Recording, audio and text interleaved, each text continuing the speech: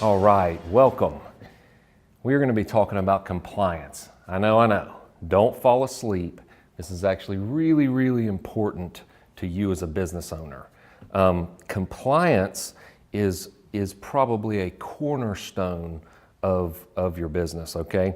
And with you being a business owner, business ownership comes with responsibility and it comes with liability. Compliance is your responsibility and it's your liability, okay? It's the thing that when you take responsibility for it and you do the right thing, that it will set you free in business. And it's also the thing that if you ignore, it becomes a massive liability to your business. It can actually really hurt you.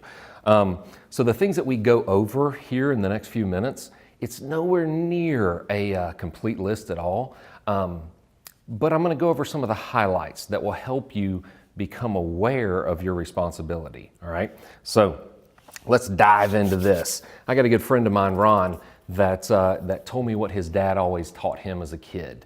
And his dad would always say, Ron, man, pray before you think before you do, and when in doubt, don't.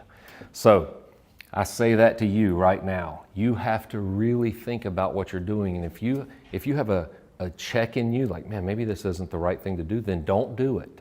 Go get the information and figure that out, right?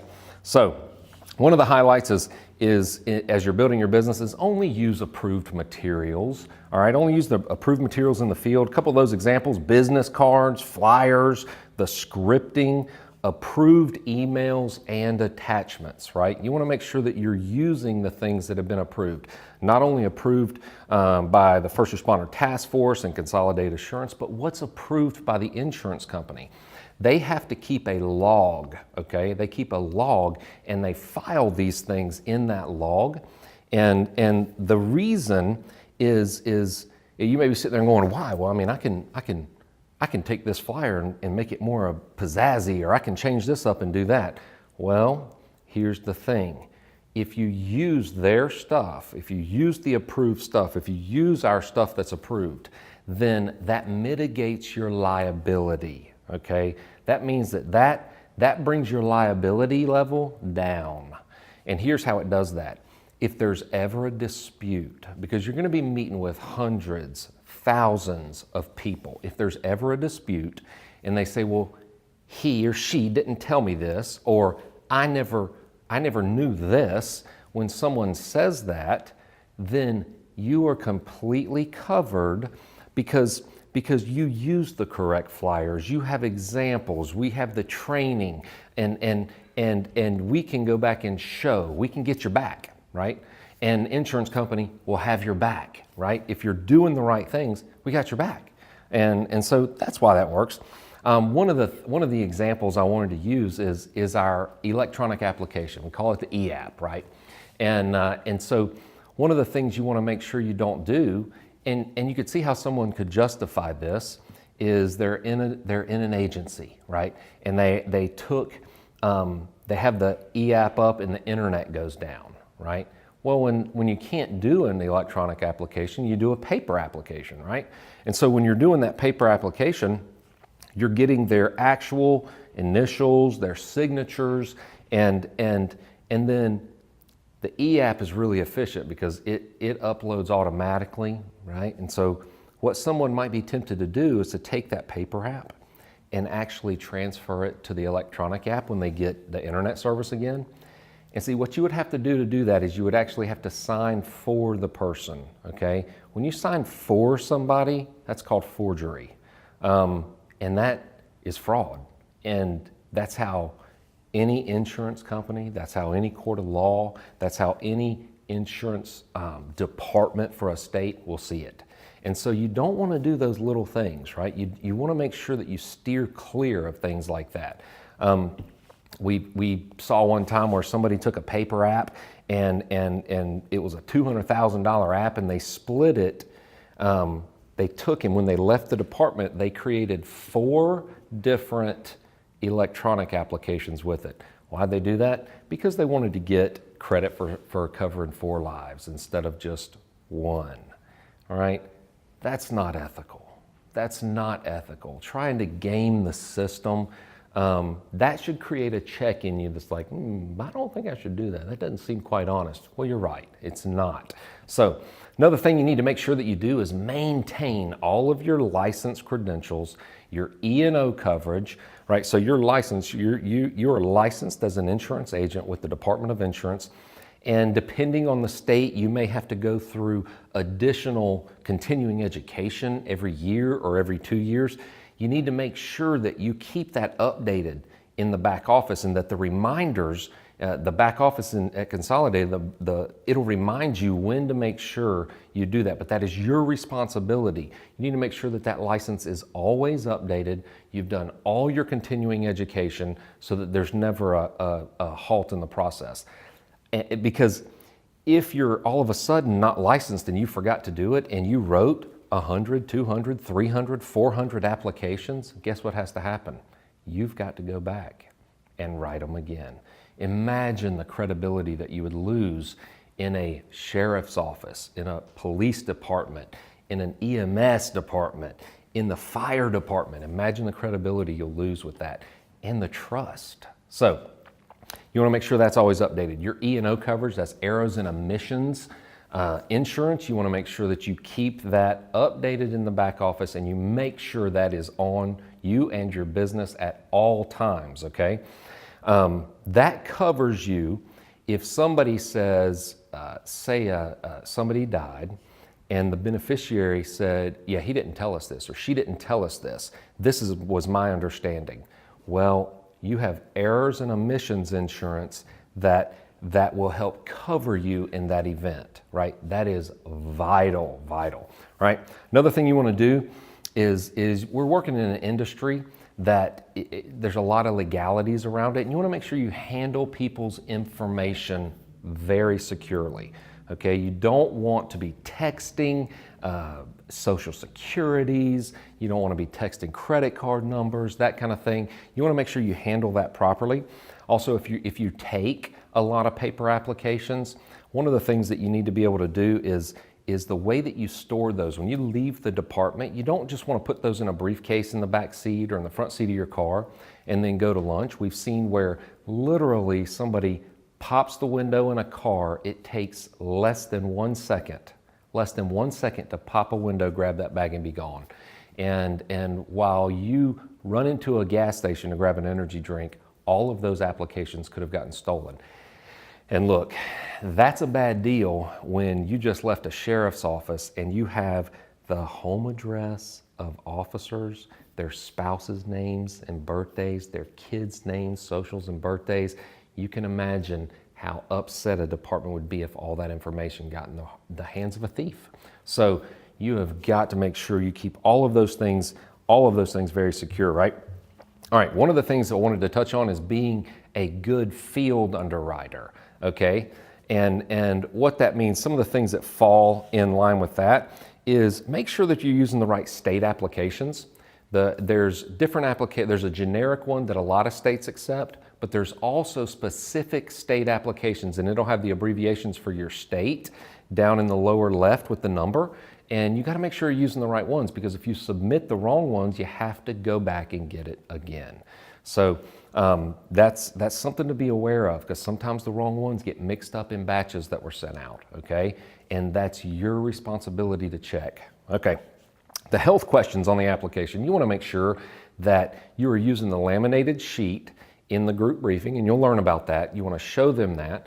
And then on the health questions, when you're in the one-on-one, make sure you hand them that laminated sheet to review as you ask them the health questions, and answer honestly. And give them a second to take a look at the health questions before they initial, right? You want to make sure that you're being honest there and not glossing over anything. That is good field underwriting right there. You want to make sure that you don't forget initials and signatures. Now, the e-app won't let you.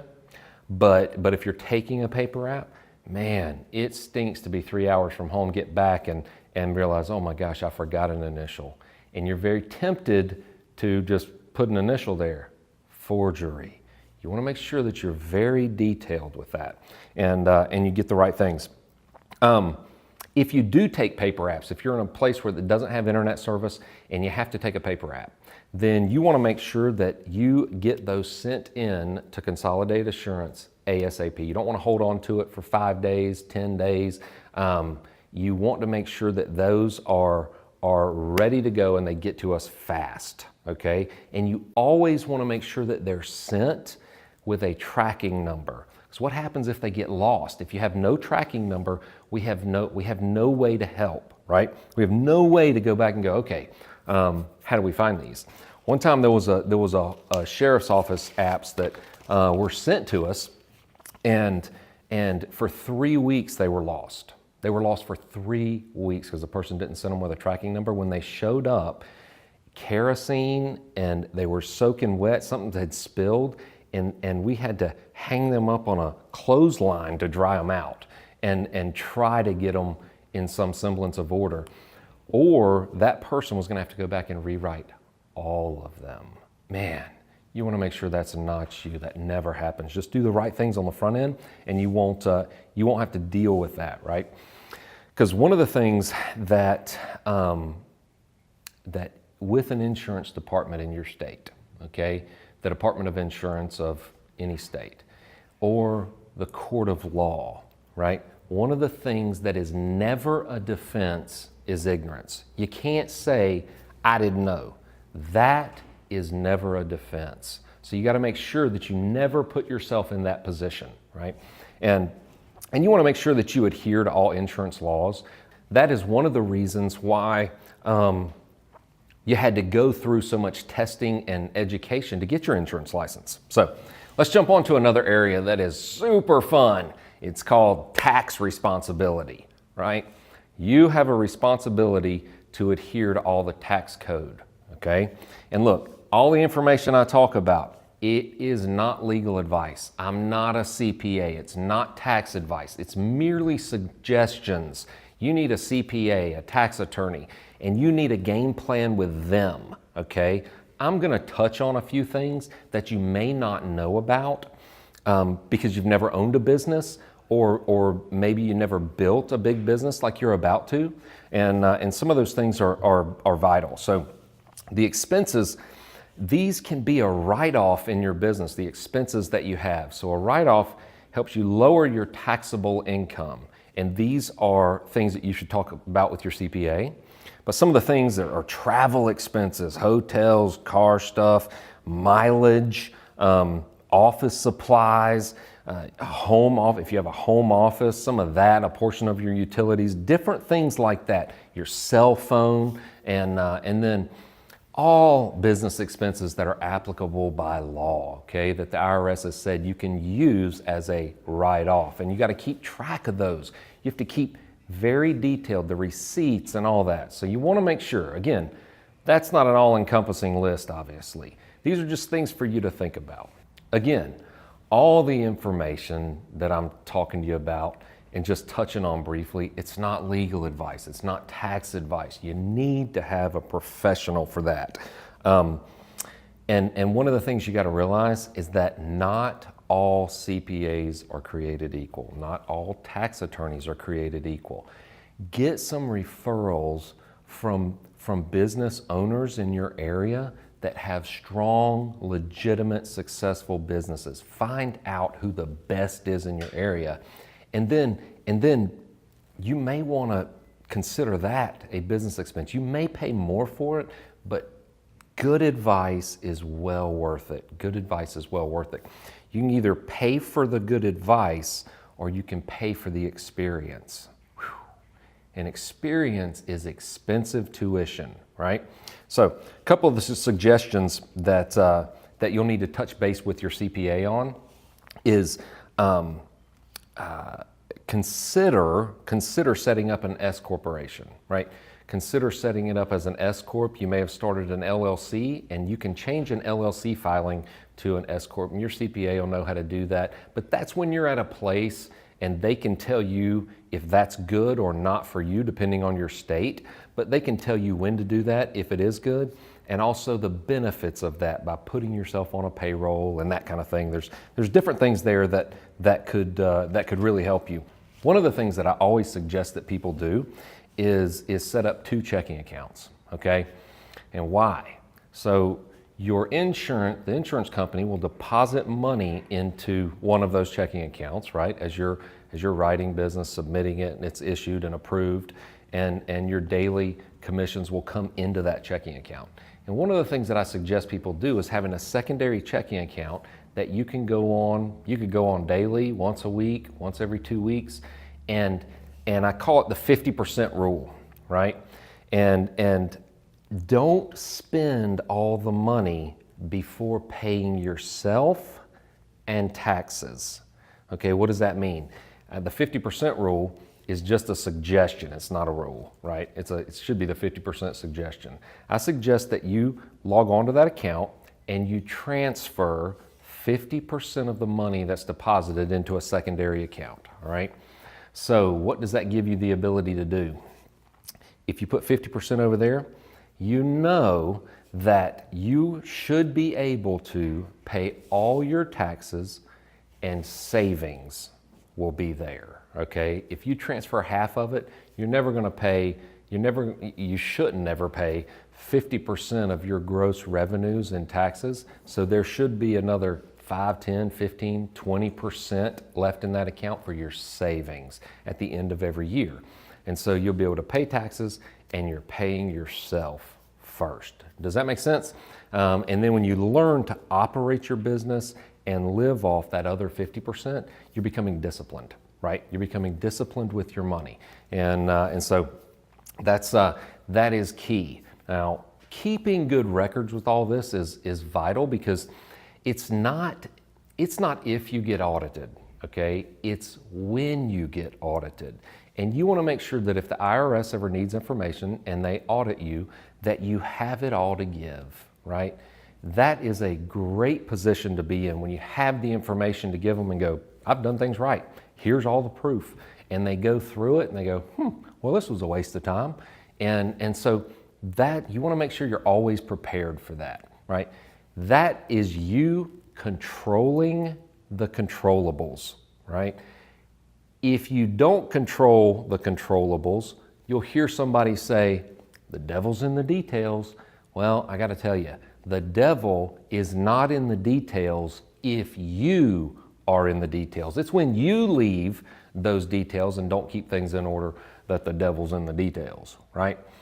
I want to make sure you guys understand this. It's vital. You are in business for yourself, but you're not by yourself.